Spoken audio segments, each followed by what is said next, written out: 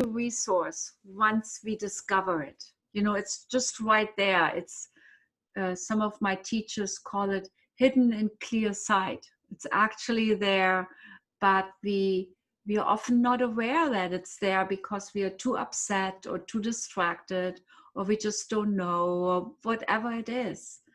And so I actually was thinking about this because I, you know, spent a lot of time in Dharamsala, and talked to quite a few monks who had been in Chinese prisons.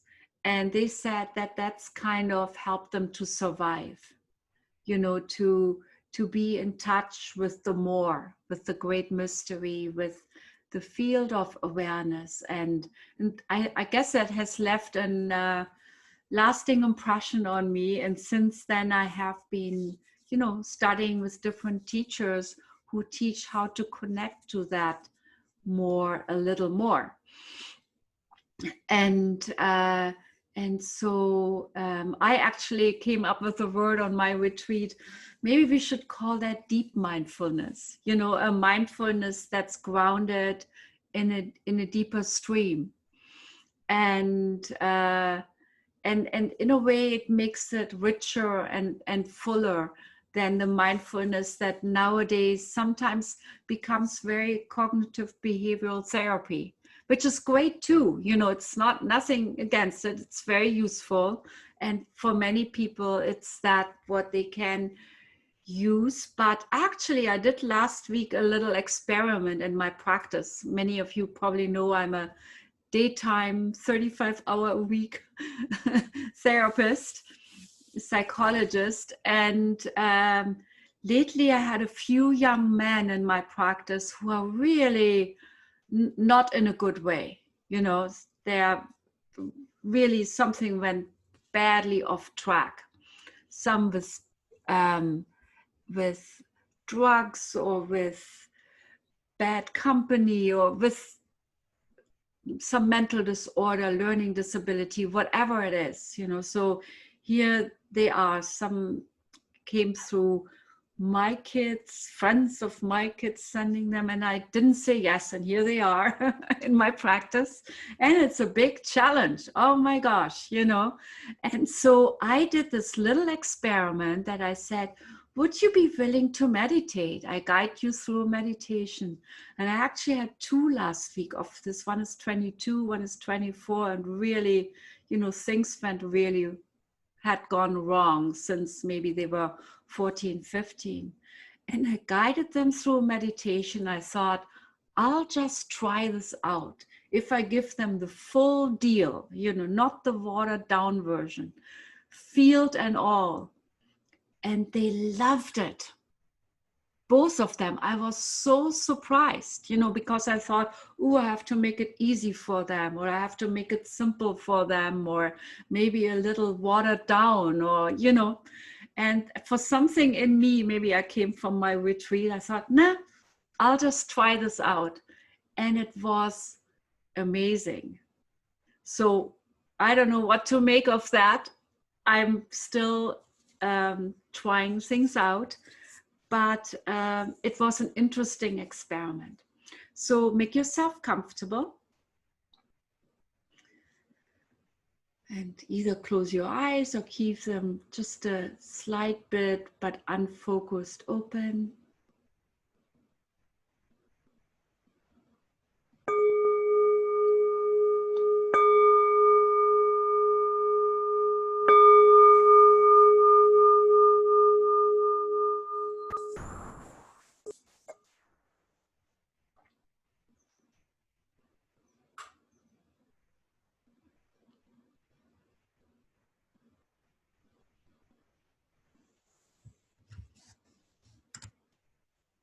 Let yourself settle into the sensations in your body.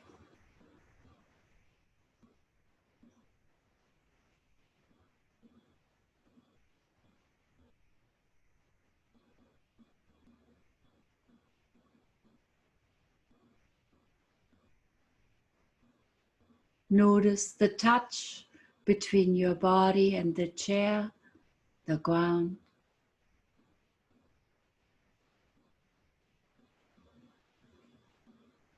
And allow yourself to feel your body.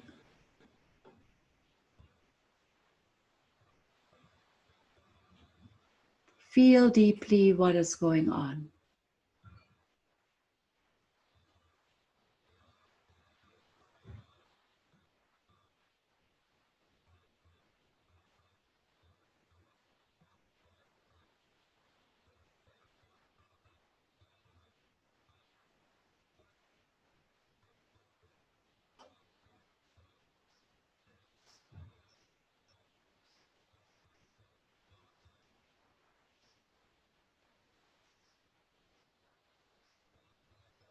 And allow your whole body to be filled with presence. And notice the field within and around you.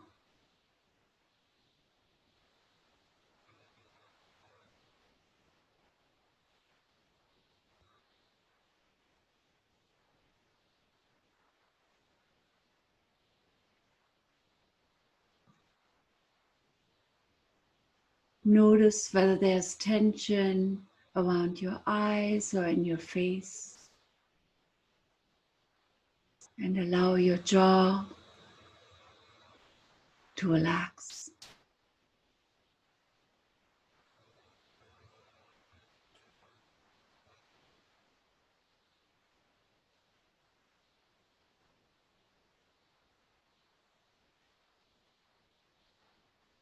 Your shoulders to soften with the exhale.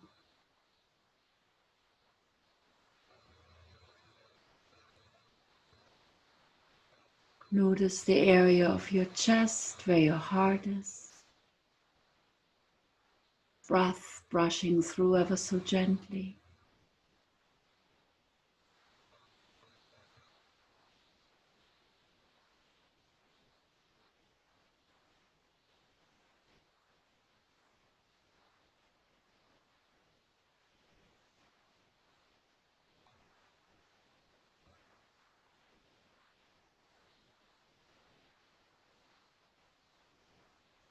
Notice your belly softening, the back of your body,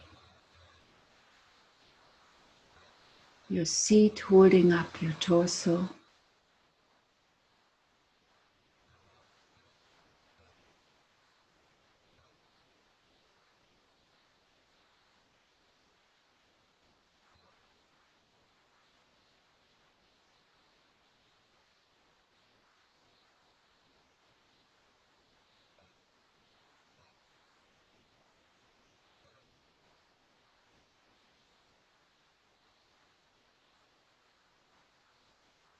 Arms, legs. Feel your body as a whole.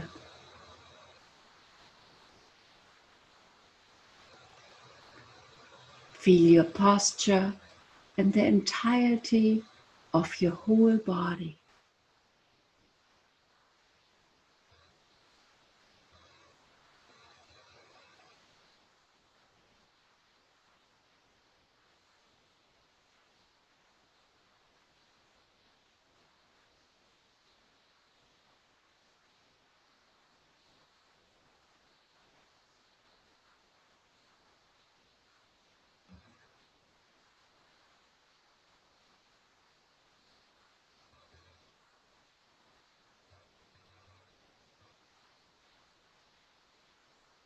And as you feel the sensations and movements of your body as a whole,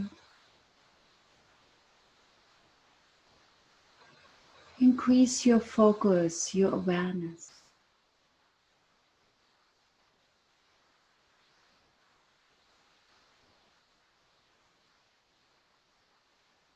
And look a little closer and be even more aware of the entirety of your body sensation.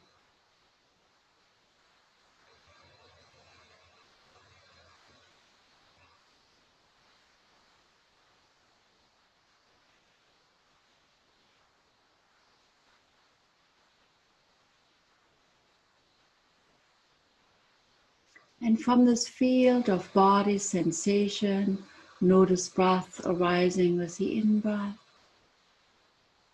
letting go with the out-breath,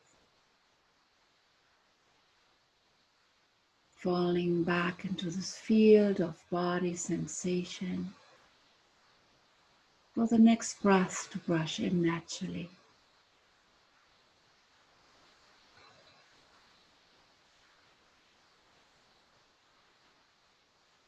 And look a little closer. Bring some more awareness to every instant of breath.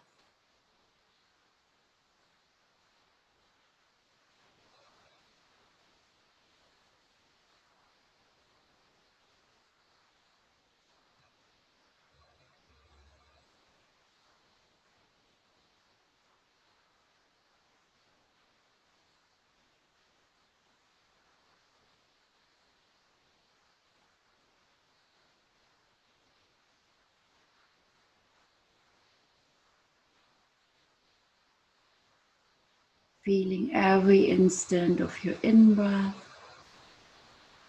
every instant of your out-breath.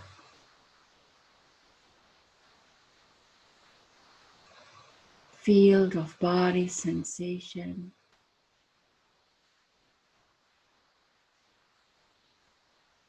And feel your body being breathed.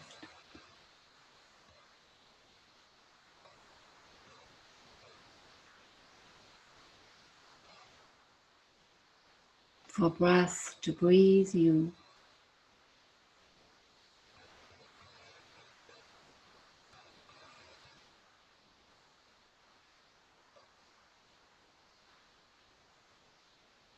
Surrender to the natural movement of breath.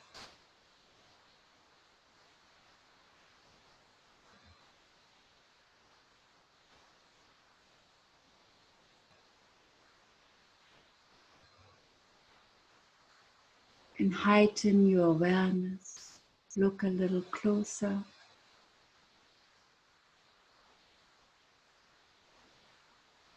Ease a little off.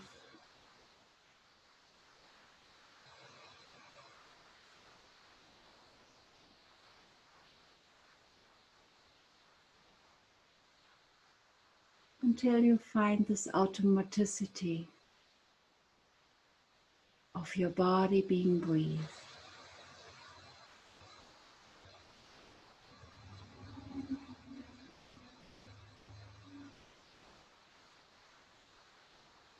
For breath to breathe you.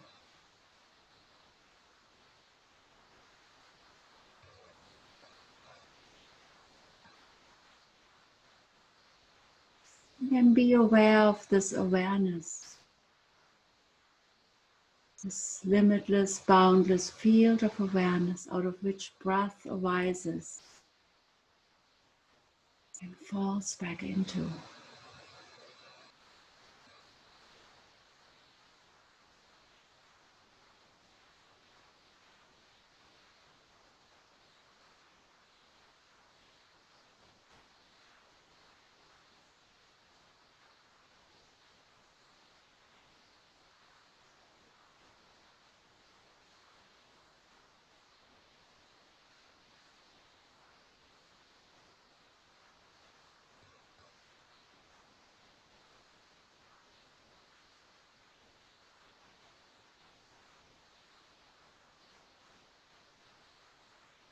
And be this field of awareness itself.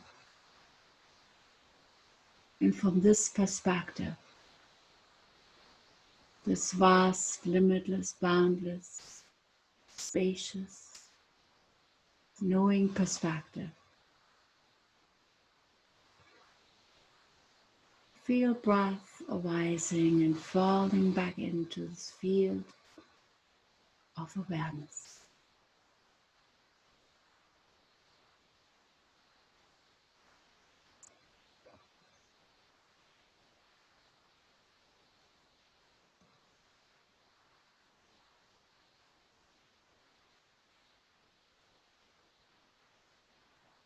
A very subtle, natural breath arising out of this field of awareness and falling back into it, letting go, until the next breath brushes back in naturally.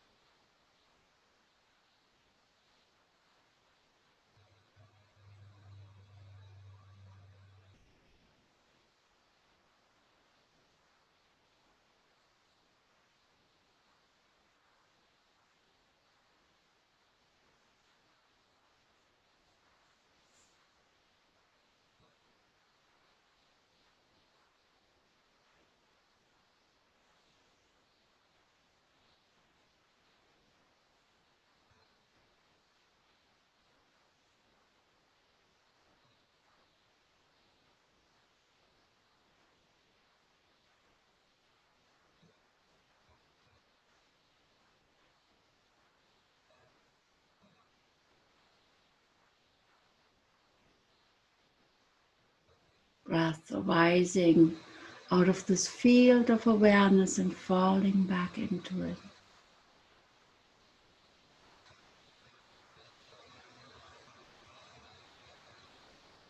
This vast, spacious, limitless field.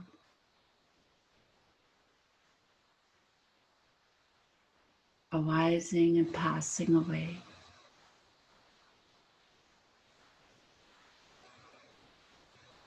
And if there are thoughts passing by, notice them arising out of this field of awareness, like rays of light, arising out of space, falling back into space.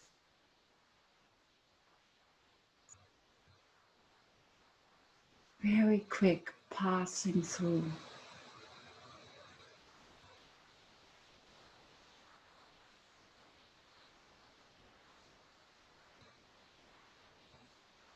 And there might be emotions, feelings, like a breeze, like a gust of wind, arising out of space and falling back into it.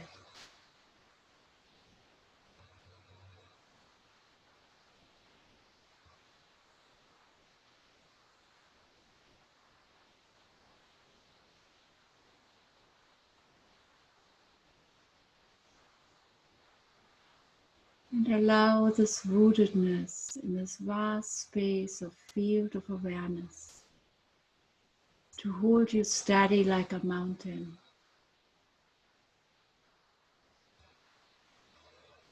Noticing phenomena passing by.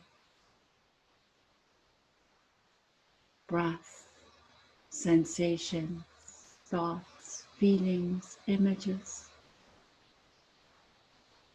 Arising out of space and falling back into it. Allowing your body to be breathed. Your body, heart, soul, mind to be breathed.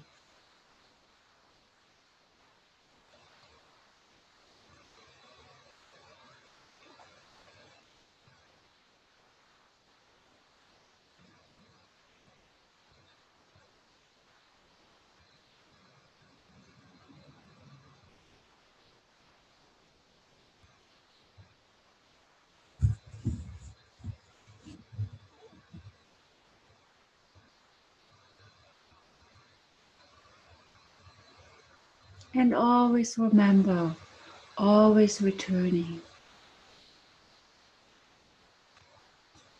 Return to this field of awareness and breath arising and falling back into it.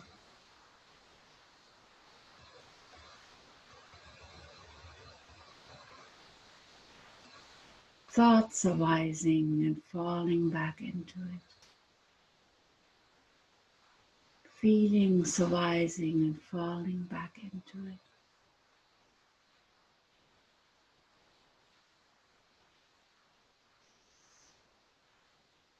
Knowing that this is your home.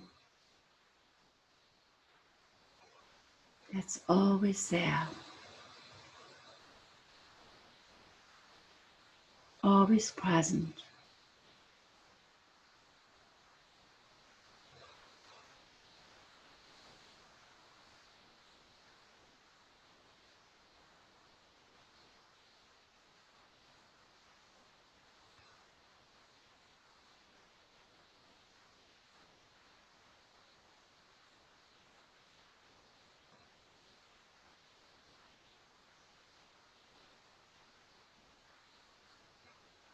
And gently, when your mind gets distracted, bring yourself back. Again, again, again. Bringing yourself back, a chance for remembering.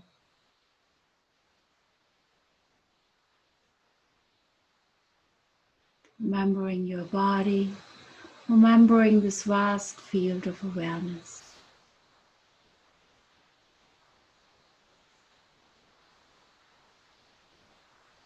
Remembering to be present now.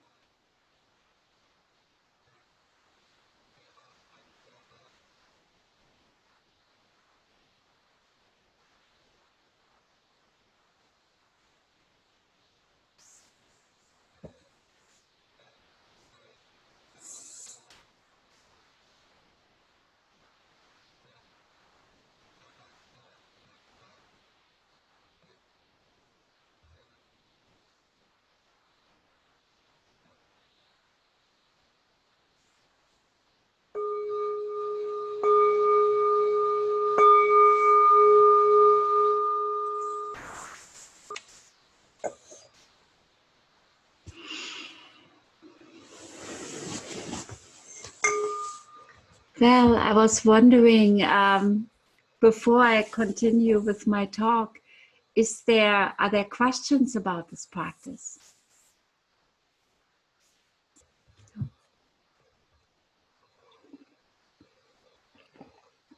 You would have to unmute yourself. Okay, let me continue and let me just talk a little bit about how to stay in these difficult times with some of the challenging emotions. And hi, Annette, I see you. This will be a little bit of a recap for you, but that is fine.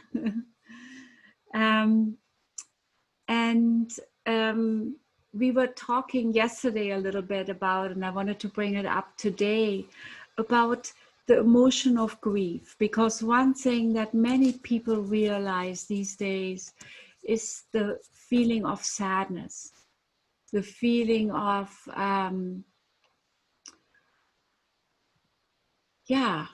grief, that life as we expected it to be is not happening. We are not able to meet with family, with friends. We don't have an environment, a world that, it's always a bit unruly. Things are never perfect, but it seems now they are a little bit more challenging than usual, and so it's like, wasn't there a song in the 60s, Bye Bye American Pie, which supposedly was the sadness for the 50s being gone, or and so in a way for us it's the sadness of whatever we were used to being gone, or what we expected to be gone. And it might appear again. COVID might be over, there might be more stability in the world, but so often we feel it's on a physical level, sense of tiredness. People tell me I'm more tired, or I'm not as resilient as I usually am. And, you know, I'm not used to be so much alone. Or I'm not used to not being able to do the usual activities that I can do that keep me kind of in balance. And so there is this sense of grief that we as animals, as human animals have. And it might be us as mammals, but I think even we know with trees, they have grief, you know, when some of they're all interconnected. And, you know, we know that from philosophy and from physics, that everything is interconnected, everything is interdependent. And so if this is, we are thrown into this unnatural sense of separation, isolation, diversion. There's a lot of diversion right now in our society. You know, many people, at least I know there are lots of Europeans here, but in America there's this worry, ooh, what's happening? We have an election coming, but our country might just break apart, you know, or the groups in our country. And so it's so unnatural against our natural state of being, which is interconnectedness. And so we are feeling that as a heartache, you know, it breaks our heart. It's a sense of sadness, of grief, you know, and a little bit of helplessness. And I was just wondering, I wanted to check in with you, and I wanted to see how, if some of you are feeling this, if there is the sense of sadness that some of you might be experiencing. And you can unmute yourself to talk. Yeah, this is Ellie. Hi. And I think that, yes, you are directly on track with the feelings. It's a sort of an undercurrent, you know, and we do things to remain joyful, but there is definitely a undercurrent of sadness at the loss, even just the loss of in the fires, and the loss of companionship, and the loss of more truthfulness. I mean, there's been an awful lot of losses this year on a lot of levels. Yeah. Thank you. Maya, did you want to say something? You were. Hi. Yes, well, I was agreeing very much so with Ellie, and I also think it's very, for me, very triggering of recent or, you know, previous losses that may have happened, you know, before COVID as well. Just that real undercurrent, like she said, underlaying sense of loss, of grief, and it makes for me what I've been working on, processing the loss of my mother, especially and grandmother, within 6 months of each other, much heavier. Yeah. I'm sorry. Thank you. Yes, and I think you're bringing up a really important point, that often those losses that are more in current time, they are bringing up other losses. You know, what I call LRPs, long-standing recurrent painful patterns, or maybe even transgenerational losses. You know, it's Yes. like there are, and I think quite often old wounds are opened up again. And it's like opened up and picked off and put salt and vinegar in there. And so, you know, it feels like that. And quite often people say, well, I shouldn't be really feeling this because I have my house, I have my bubble, And then sometimes people get on their own case. Why are they actually feeling what they're feeling? And they feel they have no right to, because maybe others have it worse, or they should be tougher, or they should have a thicker skin, or whatever it is. And who knows what the causes and conditions are, you know, whether it's this life, past lives, transgenerational trauma, early childhood. You know, maybe we felt a sense of danger in our childhood, or a sense of uncertainty and lack of security and safety. And that's brought up again, you know, and it's in the unconscious, it's in the personal and in the collective unconscious. And I think we are picking up what other people feel. You know, we know now about mirror neurons, and we are knowing, you know, and I actually think our mirror neurons even work when we see things on TV, or we see headlines, you know, they're kind of, you know, they're flashing around in there. And so I guess the question is, let me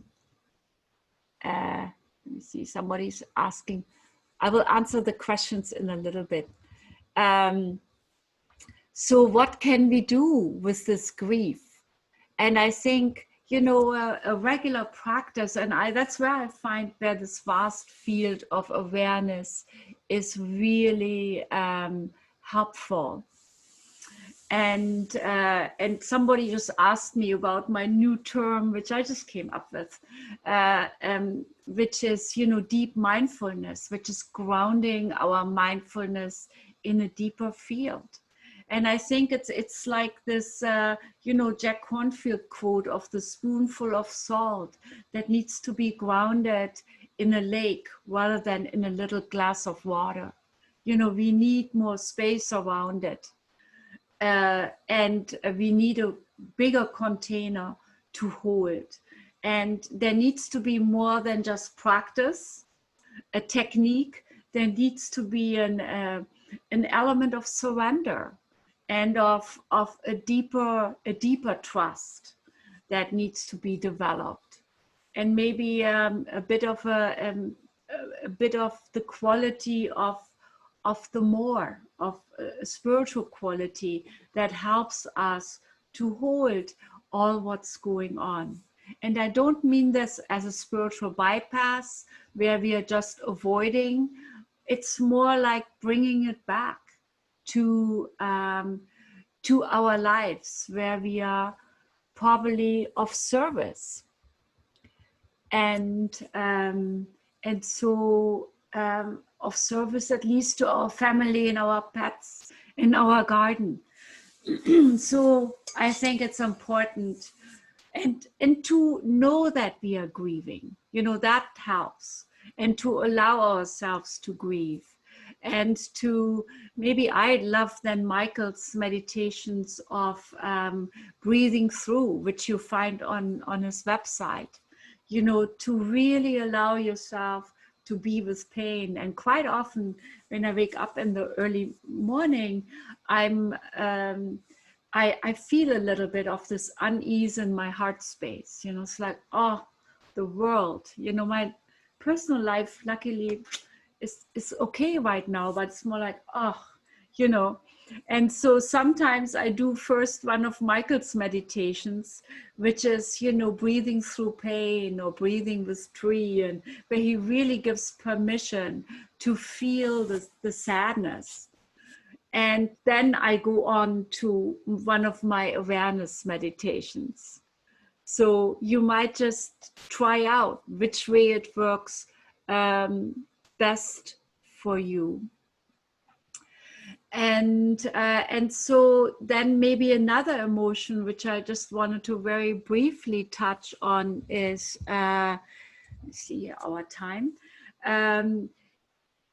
is frustration. You know, we feel a lot of frustration. Things are not the way we want them to, we expected them to, and often that gets kind of played out with family members or people close to us, and so to notice that, you know, to give ourselves and others a little bit extra slack without being, you know, a doormat, but, you know, kind of just know that we are all really running really thin on thin nerves, and maybe some compassion there is really important, and compassion with ourselves. No wonder I'm frustrated, no wonder I'm angry, and you know, I read this learned this really interesting teaching that every emotion has kind of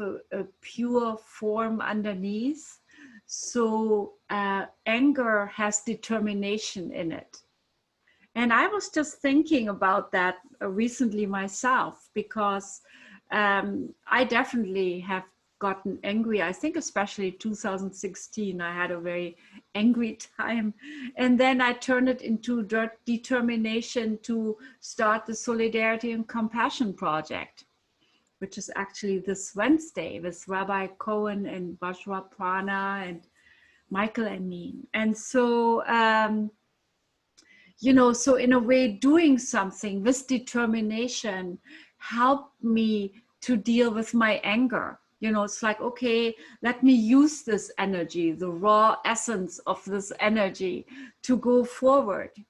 And then fear, which I will talk about a little bit next, has as its essence alertness. You know, yeah, you know, there is, and sometimes, you know, in when we were first humans in the savannas of Africa, fear probably was also helpful, knowing when the lion would crawl up or the snake would appear or hyena, you know, so we need this alertness. And, you know, as a post-war German, I would say, yeah, alertness is really important. Let's not fall asleep, you know, let's be alert.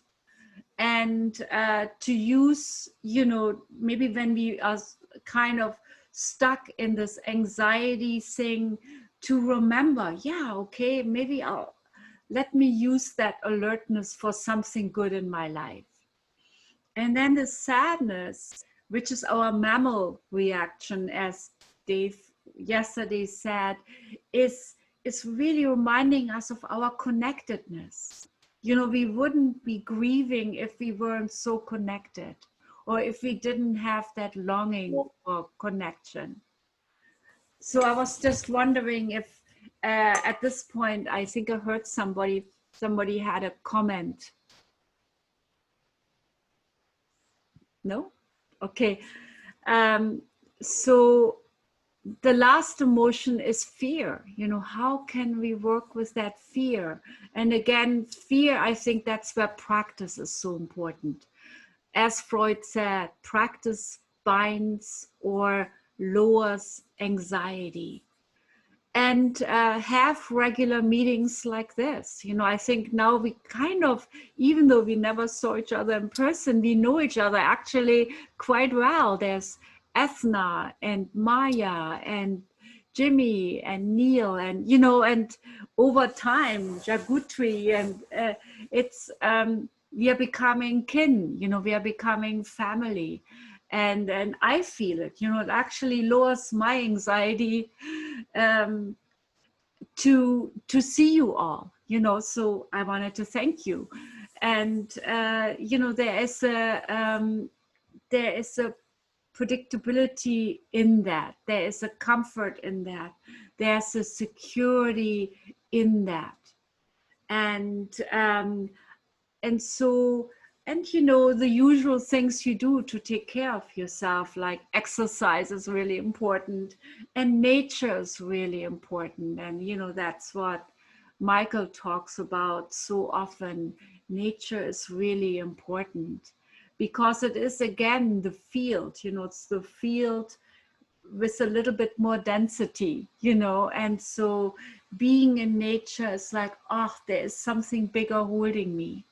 It's like it's like the outer field and the inner field and the field everywhere. You know, it's all in a non-dual way.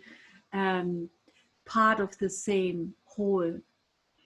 And so I was just wondering, before we go to our last meditation, if you had some thoughts about this or comments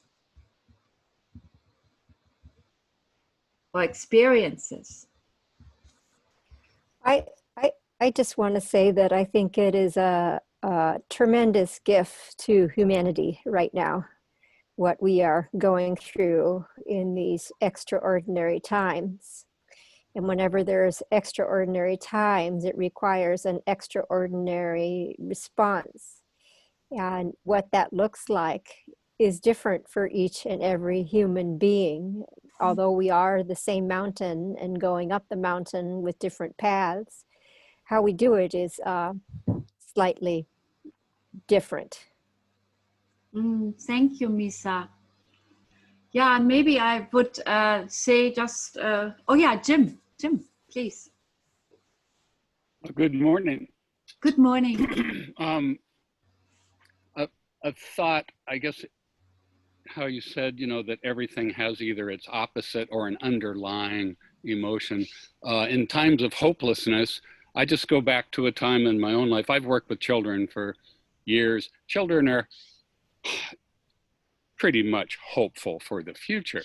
I was immersed in hope. My wife and I worked in a refugee camp in Thailand, and we had about 40,000 people who had, this is in the post-Vietnam time, so we had Khmer,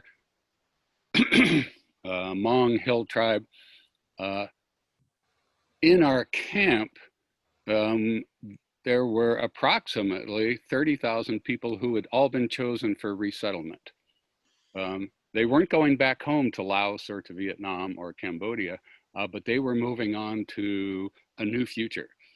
And being immersed in that feeling of newness and hope and a better future, I can still tap into that. And I think for me, that's helpful if we can all go back to a time and a place where we were immersed in hope.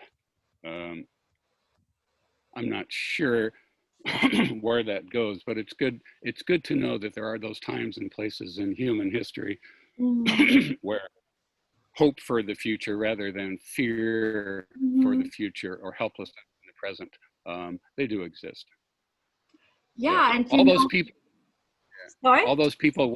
all those folks went off everywhere from Australia, New Zealand, Finland, the United States, and they're all in that next phase of their life. So thank you.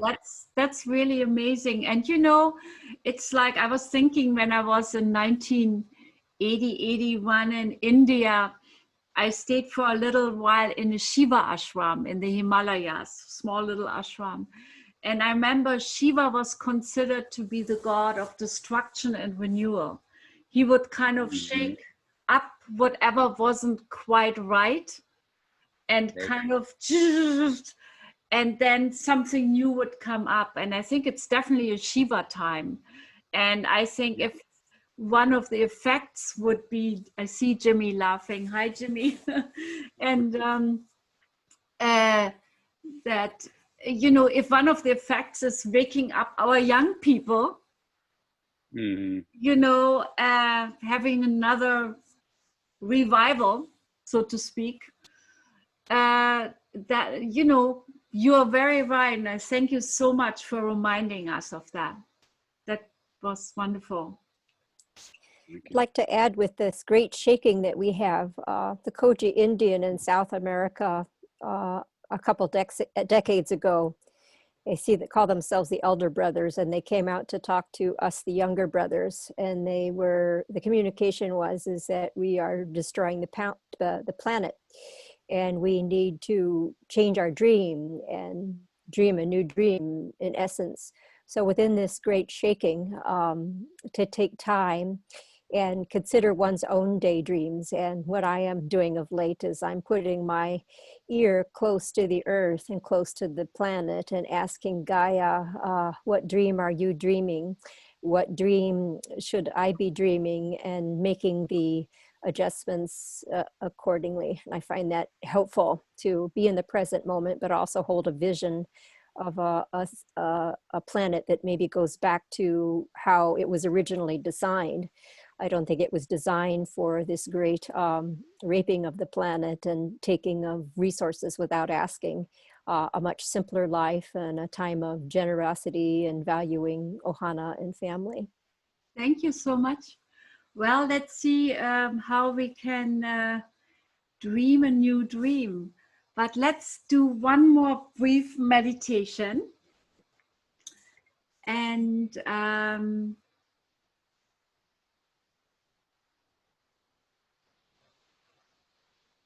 make yourself comfortable.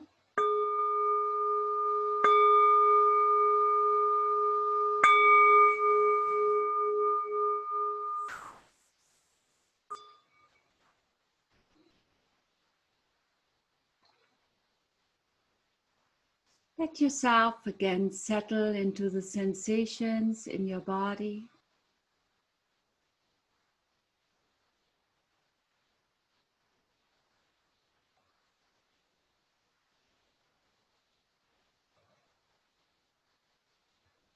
Feel the touch of your chair, your feet and the ground. And allow your whole body to be filled with presence, with awareness. And notice this field of awareness within and around you.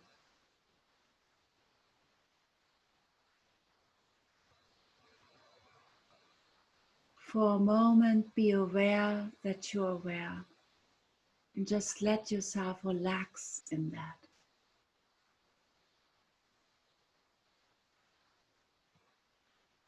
Aware of breath arising and falling away out of this vast field within and around you, within and around us.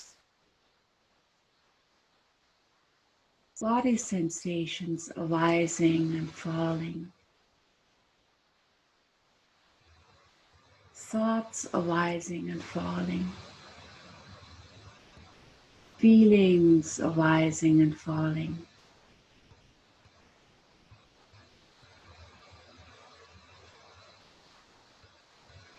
Breath arising out of this field and falling back into it.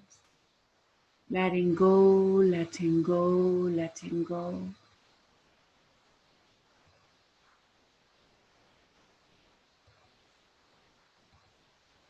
With each exhale, let breath just fall deeper and deeper into this field that is always there.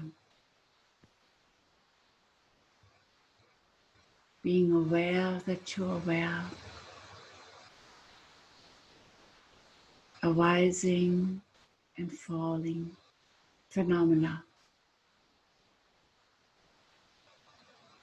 And from this perspective of spaciousness,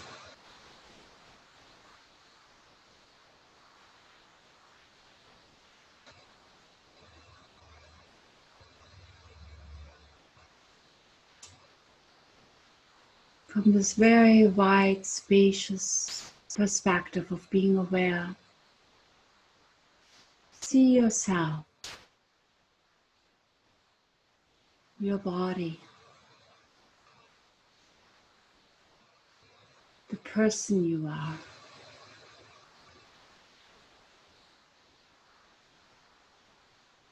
Trying your best. And hold yourself with compassion.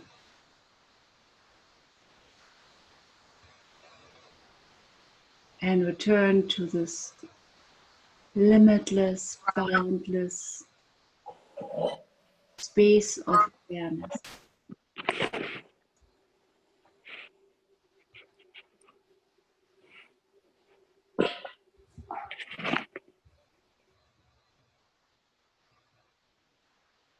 always return to this limitless, boundless space of awareness. Being aware that you're aware, relaxing into this place. Then see your loved ones, those close to you. And see, hold them in your heart in their struggles, in their attempts to cope.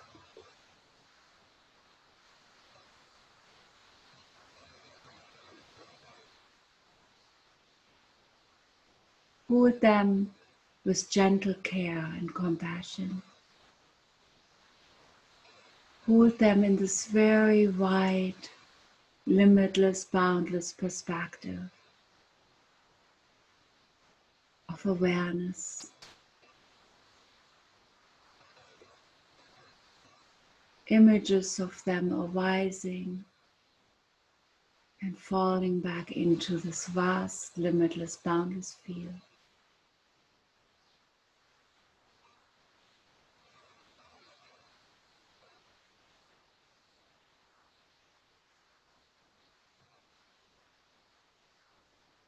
And then come back to this place of spaciousness, of knowing, of stillness.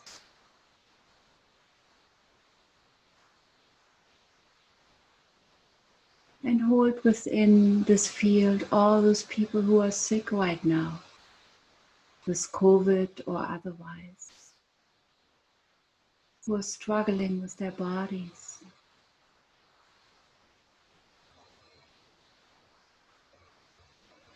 And hold them with compassion, with care, with tenderness. Hold them in this wide field, this wide, limitless, boundless field. It's much bigger than you personally. Hold them in this wide field of benevolence. And then hold all those who are anxious right now, who are afraid.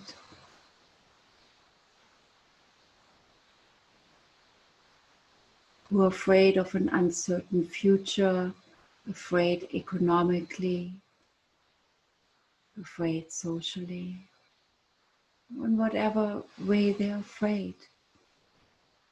And allow them to be held in this wide, limitless, boundless field of benevolence.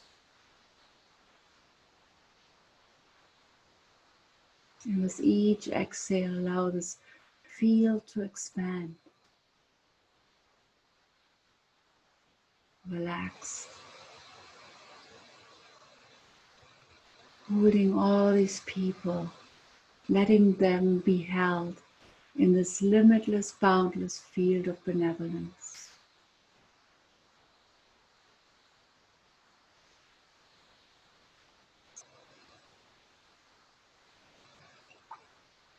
And then all these people in war zones, allow them to be held in this vast, boundless field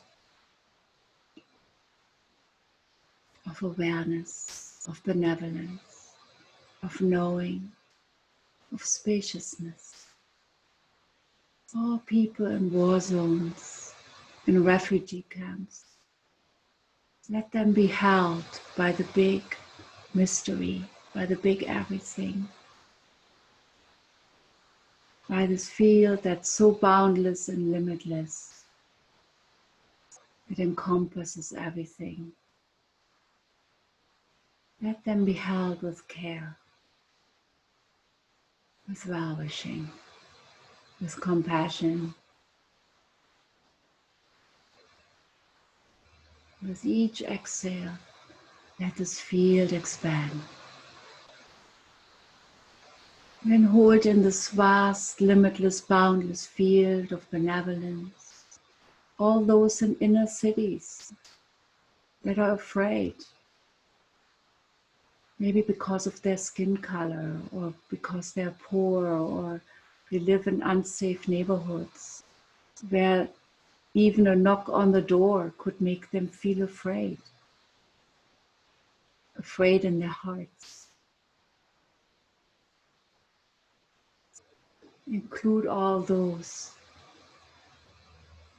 in this vast field of benevolence, of awareness. Come back to this place and breathe. With each exhale, allow this field to expand, to feel its limitless, boundless nature, its knowing, intelligent nature, its benevolent nature. And hold our environment, our trees, animals, creatures, the earth, the waters, the skies, those that are struggling, the earth that's burned, the forests that are burned, those that are hungry. That's all that beheld our stressed world and planet, that they beheld in this vast, limitless field of awareness. May we all be well. May we all be free from suffering and the causes of suffering. May we all find the support we need.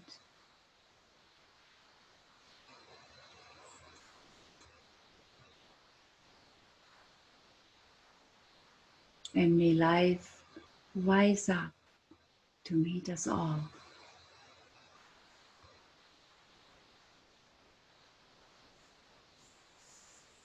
May the benefits of this meditation go out into the world and beyond.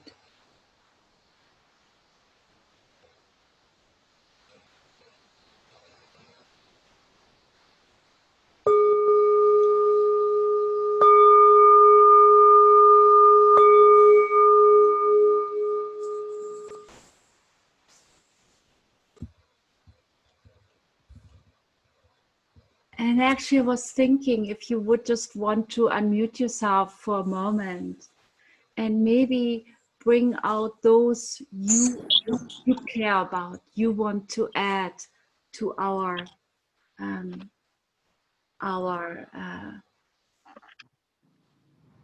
people, beings that we want to care about.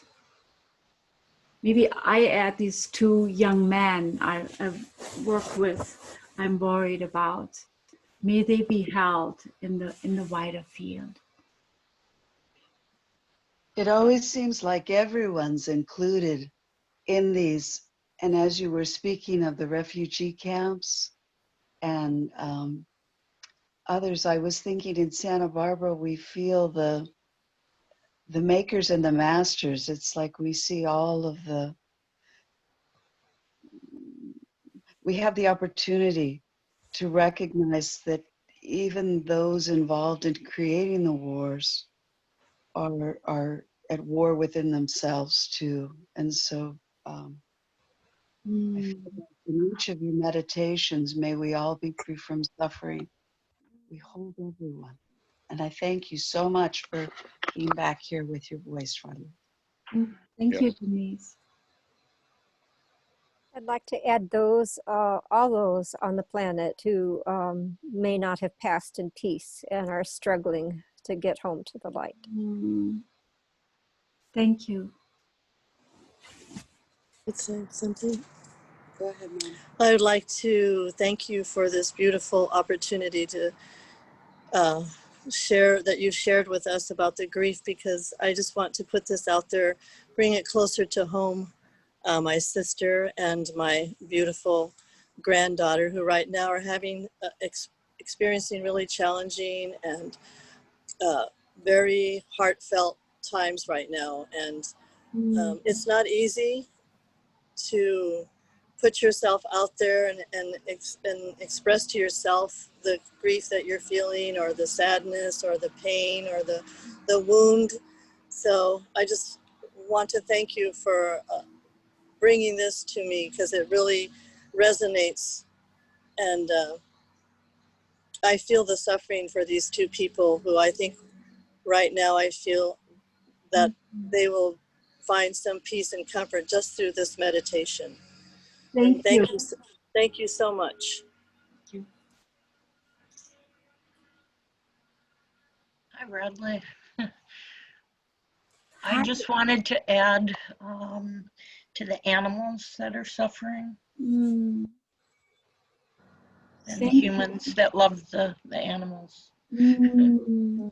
Let's add the animals, yes. Yes. And if we have the animals, you know, it's like Mm. somebody was saying before, you know, it's a very big field. So there's the trees, Yeah.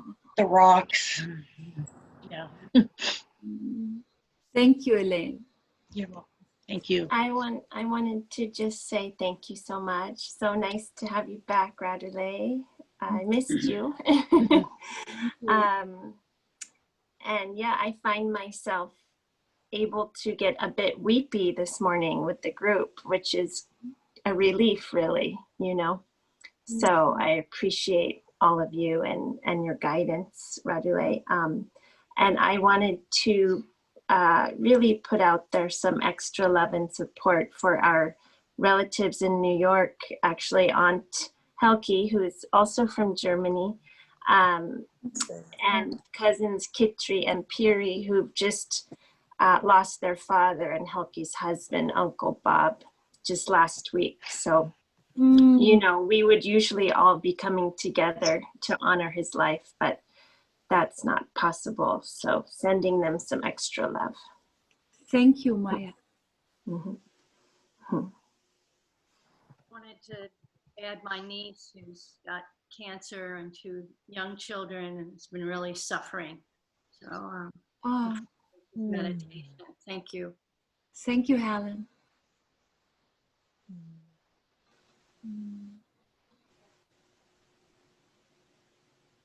Oh, Jimmy, you have to unmute yourself. Unmute. Am I unmuted? Yeah. Okay. I'd like to mention a monk going to have heart surgery named Harry Sutton on the 22nd. And please, folks, let's remember the billion people on a landmass of 2 Texases in India.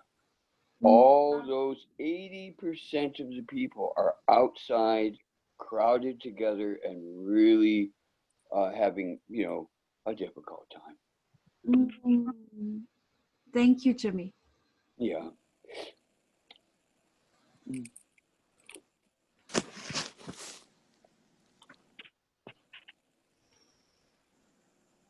Thank you for being there for us. We really appreciate it. Yes, we do. Well, we are all for each other here. Honestly, you are helping me just the same. I see that, Elaine, your comment, when I closed my eyes for the second meditation, I envisioned us all sitting together in a circle holding hands. That is pretty much what, in my, again, years sitting around campfires with mainly children in various parts of the world, at the end of the evening, we always have a go around, and you get a moment to put somebody's name into the fire. So that is, I would call it our fire circle. I would like to put my brother's name into our fire. May he find peace and strength. Thank you. Yes. We have our hands up like this, and that's maybe almost. Edie is joining us.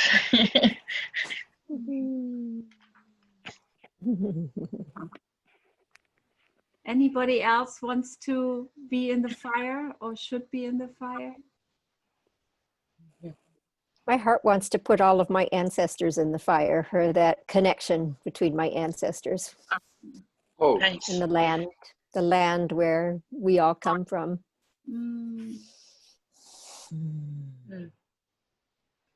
I was just hearing recently about the land that has been through monoculture really been depleted. The huge lands, you know, that are not alive anymore, that have to be treated differently to kind of be revived. And I want to put the hand in. Yeah. Oh. Jackie Gutri, you want to say something? I like to put my anxiety in the fire, and which caused a lot the last few weeks. Thank you. Put all our anxiety in the fire. Yeah, all of it. Good one. With a little bit of white sage. Yes. Yes. Totally. Yes, thank you all for being there. So much. Thank you. Oh, love, love, love.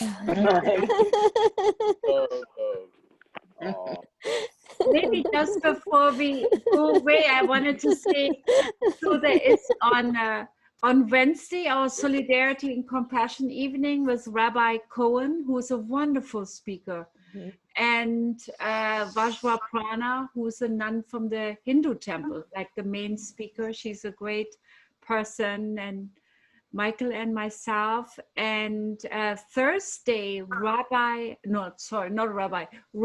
Joan Halifax will be speaking through Santa Barbara Hospice.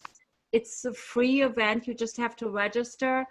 And they asked me to be the moderator, which honestly scares me because there are between 500 and 1,000 people on this call. Yeah, so wish me luck. Maybe more like I put anxiety. We will put you in the circle. I was going to say, I will put Radhule in the fire for this. I don't know why they asked me, but and I want to put your book in the fire too. Oh, the book in the fire. Put my pineal gland in the fire. What? Can I put my pineal gland in the fire? Yeah, sure. Put all of our pineal glands in there. Yeah. We'll have a group pineal gland burn. There we go. So, well, I wanted to wish you all a wonderful Sunday. And I guess we could hang out all day, but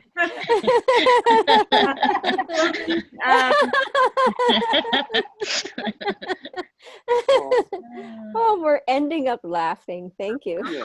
Thank you. Bye. Thank you. This was brilliant. Yeah.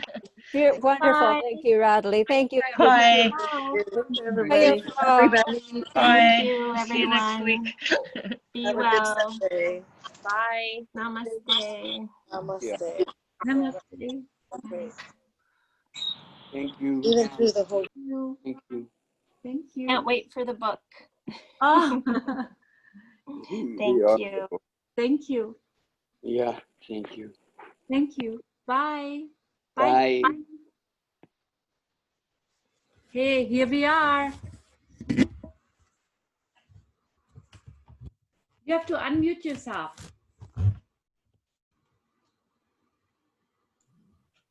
Hi, ich habe gehofft, dass du noch einen Moment bleibst. Ja, ja, doch, ich auch. Ich habe gehofft, dass alle weggehen. Ja, das war ja eine sehr animierende